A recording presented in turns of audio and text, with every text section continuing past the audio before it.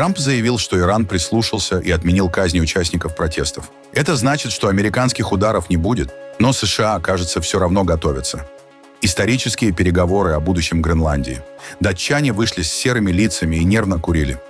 Сколько стоит Гренландия? В Белом доме уже подсчитали цену за гектар. Америка может себе позволить такие траты. Российская нефть стоит меньше $40. Но Кремль не собирается меньше воевать. Он будет меньше кормить россиян. Акции европейских военных компаний растут с космической скоростью. Но что это значит? А теперь об этом подробно и по делу. Это один день. Не забудьте подписаться и поставить лайк этому видео.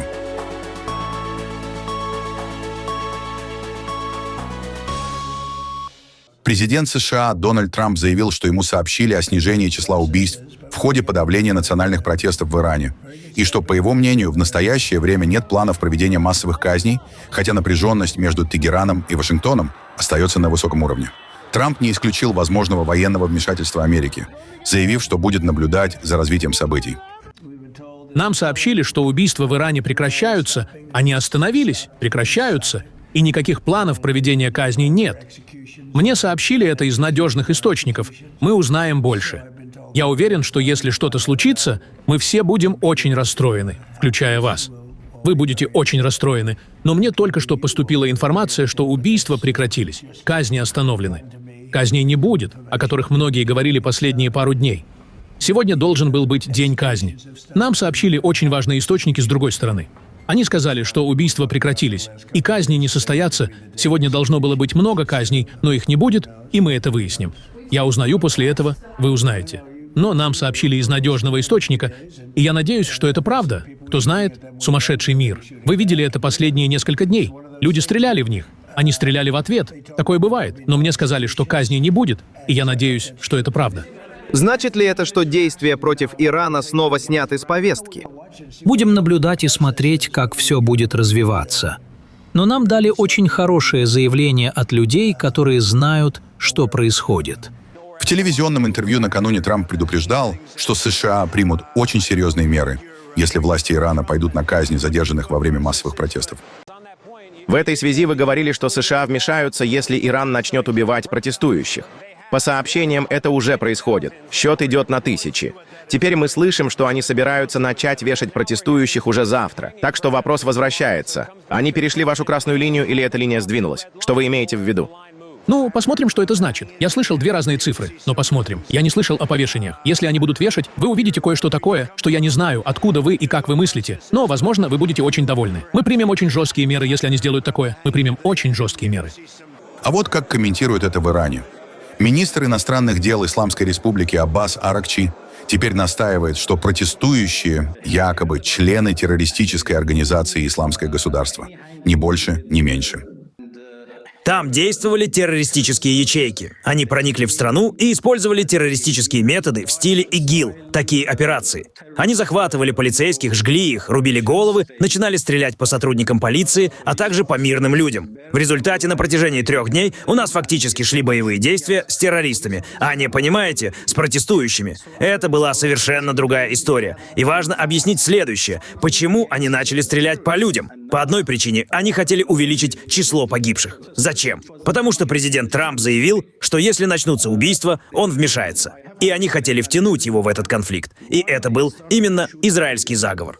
И нет, я не слышал. Нет никаких казней. Ни сегодня, ни завтра. Ни вообще. Я могу сказать вам это с уверенностью, никаких планов по казням не существует. Число погибших, хотя они и пытались всеми силами его увеличить, составляет сотни человек. Точная цифра будет объявлена в самое ближайшее время, возможно, уже сегодня вечером нашими властями. За несколько часов до сообщения Трампа, что Иран отменил казнь участников протестов, появились новости о том, что Соединенные Штаты выводят часть личного состава с баз на Ближнем Востоке. Это случилось после того, как Иран предупредил соседние страны о готовности нанести удары по американским объектам в случае атаки США. Решение связано с повышенной напряженностью и угрозами президента Дональда Трампа вмешаться в ситуацию, чтобы поддержать протестующих. Американский чиновник сообщил информационному агентству Reuters, что персонал выводят с ключевых баз, включая авиабазу Аль-Удейд в Катаре, в качестве меры предосторожности. Напомним, Иран наносил по ней удар после 12-дневной войны в июне 2025 года. Британия также сократила число сотрудников на базе в Катаре. По данным западных военных, возможный удар США по Ирану может быть нанесен в ближайшие сутки, хотя точный масштаб и время остаются неизвестными. Иранский чиновник сообщил, что Тегеран предупредил о возможных ударах по базам США, соседей в регионе от Саудовской Аравии до Турции. Прямые контакты между министром иностранных дел Ирана Аббасом Аракчи и спецпосланником США Стивом Уиткофом прерваны по приказу Дональда Трампа. По словам западных чиновников, Иран пытается удержать США от нанесения ударов, демонстрируя массовую поддержку населения путем многочасовых трансляций государственным телевидением похоронных процессий погибших силовиков. В Вашингтоне в Белом доме прошли исторические переговоры о судьбе Гренландии. Со стороны США в них приняли участие вице-президент Джей Ди Венс и государственный секретарь Марко Рубио. С датской и гренландской – министры иностранных дел Дании Ларс Лёкке Расмуссен и Гренландии Вивиан Моцфельд. Перед началом переговоров Дональд Трамп задал тон американской позиции. В своей социальной сети он опубликовал пост со словами «Датчане, убирайтесь из Гренландии». В общем, это не была легкая встреча. О том, что происходило за дверями Белого дома, можно судить по лицам и поведению высоких датских и гренландских гостей. Министр Расмуссен лишь по пути с переговоров в гостиницу успел выкурить трубку и еще пару сигарет. Министр Моцфельд лишь сочувственно наблюдала за этим процессом. Еще до общения с прессой из всего было ясно.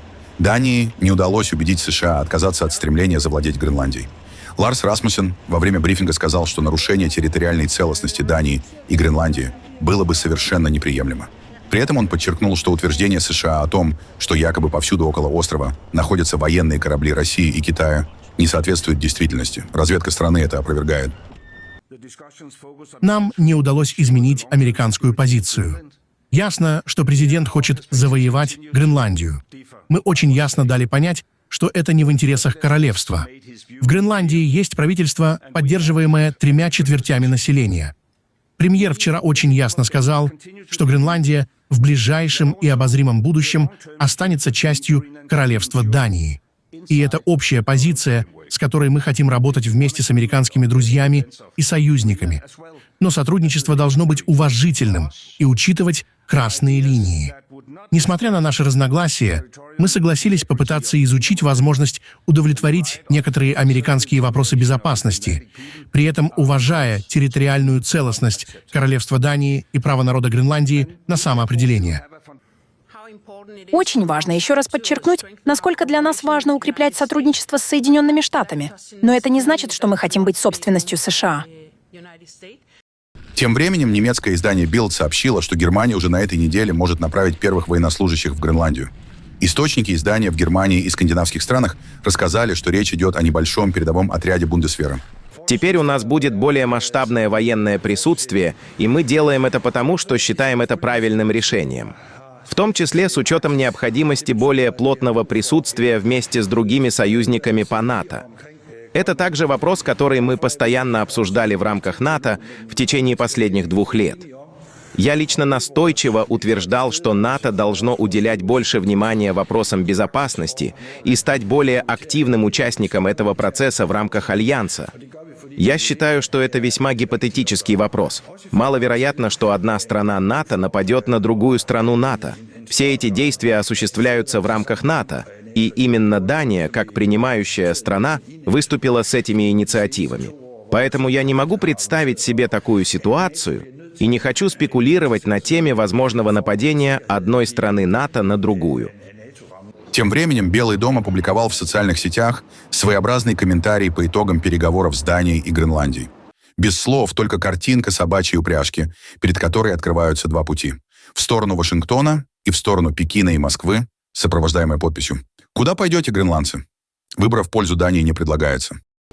Министр иностранных дел Гренландии ранее на пресс-конференции в посольстве Дании заявила, что на встрече, прошедшей здесь, в Белом доме, она очень четко обозначила пределы допустимого.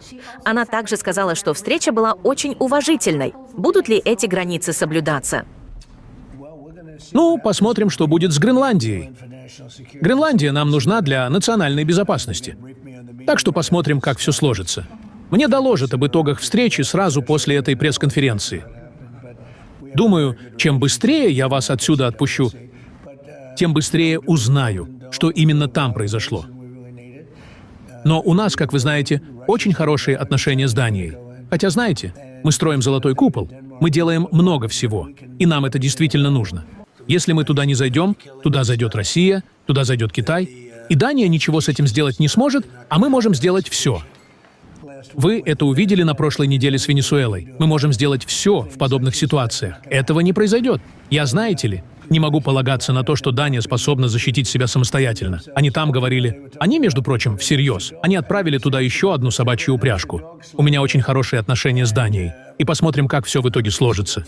Думаю, какое-то решение будет найдено. Верховный представитель ЕС по вопросам внешней политики Кая Каллас во время общения с лидерами политических групп в Европейском парламенте заявила, что нынешняя ситуация в мире выглядит настолько сложной, что это хороший момент, чтобы начать пить. Об этом сообщает Политика. Высказывание прозвучало в ходе неформальной дискуссии после новогодних поздравлений между евродепутатами. По словам двух источников, присутствовавших при разговоре, Каллас уточнила, что не является любителем алкоголя. Однако текущие мировые события заставляют по-новому оценивать происходящее. В это же время представители Гренландии и Дании проводили переговоры с вице-президентом США Джей Ди Венсом и государственным секретарем Марко Рубио. Группа протестующих собралась у посольства США в Копенгагене, пока в Вашингтоне продолжались переговоры. Люди держали флаги Гренландии и скандировали пожелания президенту Трампу и его администрации, которые мы не можем процитировать по правилам YouTube. Протест прошел после того, как президент США Дональд Трамп вновь потребовал перехода Гренландии под контроль Соединенных Штатов, заявив, что остров, богатый полезными ископаемыми, имеет жизненно важное значение для безопасности Соединенных Штатов и для предполагаемой системы противоракетной обороны «Золотой купол». Ну, я надеюсь, что Трамп пойдет на и Гренландия — это Гренландия, и она принадлежит гренландскому народу. Мы, США, не имеем никакого права решать. Я считаю странным, что этот империалистический менталитет до сих пор существует. Но, в общем, это неудивительно, если вспомнить Венесуэлу, Палестину и все остальное. Так что, если честно, мы здесь просто ради солидарности. Я пришел сюда, конечно, чтобы выразить недовольство политикой Соединенных Штатов в отношении Гренландии. Для меня она выглядит агрессивной и с явным уклоном в неоколониализм. Поэтому я здесь, чтобы поддержать Гренландию и народ Гренландии. Соединенным Штатам может понадобиться до $700 миллиардов, если они попытаются реализовать цель президента Дональда Трампа приобрести Гренландию. Об этом сообщили источники NBC News, знакомые с внутренними оценками стоимости. Расчеты были подготовлены учеными и бывшими американскими чиновниками в рамках стратегического планирования. Речь идет об острове площадью около 2 миллионов квадратных километров, который в Белом доме рассматривают как ключевой арктический буфер против России и Китая. Предполагаемая цена превышает половину годового бюджета Пентагона, что вызвало обеспокоенность как в Европе, так и в Конгрессе США. Хотя отдельные представители окружения Трампа допускали возможность силового давления, более вероятным сценарием считается покупка или новое соглашение с Гренландией. Один из вариантов – модель свободной ассоциации, финансовая поддержка США в обмен на расширенное военное присутствие. Аналогичные соглашения Вашингтон уже имеет с Маршалловыми островами, Микронезией и Палау. Такой подход был бы значительно дешевле прямой покупки. Интерес Трампа связан и с опасениями, что в случае независимости Гренландии ее протяженная береговая линия может оказаться под влиянием России или Китая. При этом сами гренландцы идею присоединения к США в большинстве отвергают. Около 85% выступают против. Во время первого президентского срока планы Трампа по Гренландии воспринимались скептически. Однако во втором сроке к ним относятся значительно серьезнее. Назначение специального посланника по Гренландии и резкая риторика вызвали новую волну напряженности с Данией и союзниками по НАТО. Вопрос теперь не в том, будет ли Вашингтон давить на Гренландию, а в том, какими методами и насколько далеко он готов зайти. Государственный департамент США приостановит выдачу иммиграционных виз гражданам 75 стран, включая Россию, Иран, Бразилию и Сомали. Об этом сообщил телеканал Fox News со ссылкой на внутренний документ Госдепа. Решение вступит в силу 21 января и будет действовать на неопределенный срок до завершения переоценки визовых процедур. По данным телеканала, мера связана с ужесточением применения положения о так называемой социальной нагрузке. Согласно этим правилам, консульские сотрудники могут отказывать в визах заявителям, которые, по мнению властей, способны стать бременем для социальной системы США. При оценке учитываются возраст, состояние здоровья, знание английского языка, финансовое положение и возможная потребность в длительном медицинском уходе. Изначально Fox News сообщил о приостановке всех виз, однако позже уточнил, что речь идет именно об иммиграционных визах для тех, кто планирует постоянное проживание в США. Танкер «Белла-1» под российским флагом, захваченный военно-морскими силами США, был замечен пришвартованным у побережья Шотландии. Об этом свидетельствуют видеокадры очевидцев, снятые во вторник, 13 января. Судно «Белла-1», недавно переименованное в «Маринера» и зарегистрированное как российское, было захвачено в Северной Атлантике на прошлой неделе. За последние недели США арестовали 5 судов в рамках усилий по ограничению экспорта венесуэльской нефти. Цена российской нефти «Юралс» впервые за 5 лет опустилась ниже $40 за баррель. В декабре средняя цена «Юралс» составила $39,18.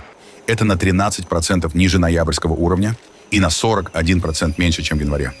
Причиной падения называется введение санкций США против Роснефти и Лукойла, из-за которых скидки на «Юралс» к Брент в Черном и Балтийском морях достигли рекордных от 26 до $28 за баррель. В результате средняя стоимость российской нефти снизилась до минимума с мая 2020 года, около $31 за баррель, когда мировой рынок обрушился из-за пандемии. Фактически цены вернулись к уровням начала первого президентского срока Путина и почти на $20 ниже показателя, заложенного в бюджет Российской Федерации на 2026 год – $59 за баррель. Великобритания обсуждает идею финансировать военную поддержку Украины за счет нефти, изъятой у российского теневого флота, пишет The Times. Источник издания в правительстве отметил, что это нанесет двойной удар, лишит Россию незаконных нефтяных доходов и одновременно усилит Украину. На фоне этих планов британские спецподразделения готовятся к возможным операциям по захвату танкеров. Власти уже нашли юридическую основу для таких действий в рамках санкционного законодательства и законов о борьбе с отмыванием денег. По информации журналистов, под потенциальные операции могут попасть танкеры Spring Fortune и Range Vale, идущие через Ла-Манш под фальшивыми флагами и перевозящие российскую нефть. Оба судна связаны с экспортом нефти из Российской Федерации и ранее уже попадали под санкции. Также НАТО отслеживает еще несколько подозрительных танкеров, направляющихся в Европу. В Альянсе подчеркивают, что союзники регулярно обмениваются разведданными и координируют действия для противодействия угрозам на море. Чешская оборонная компания Czechoslovak Group планирует выйти на Euronext в Амстердаме. На продажу выставят новые акции на 750 миллионов евро, и часть старых, всего IPO, может принести более 3 миллиардов евро. CSG, один из самых быстро растущих производителей вооружений в мире, поставляет технику, в том числе для Украины. Выручка компании в прошлом году достигла 4,5 миллиардов евро, прибыль до вычета налогов и амортизации – 1,2 миллиарда евро, рост почти вдвое. Вырученные средства пойдут на развитие бизнеса, а с 2027 года CSG планирует выплачивать от 30 до 40% чистой прибыли в дивиденды. Акции оборонных компаний Европы растут на фоне глобальной нестабильности и роста расходов на армию. В Таиланде, на северо-востоке страны, в провинции Накхон-Рачасима, произошло крупное ДТП с участием поезда. Рано утром в среду строительный кран рухнул на 2 вагона, вызвав их сход с рельсов и короткий пожар.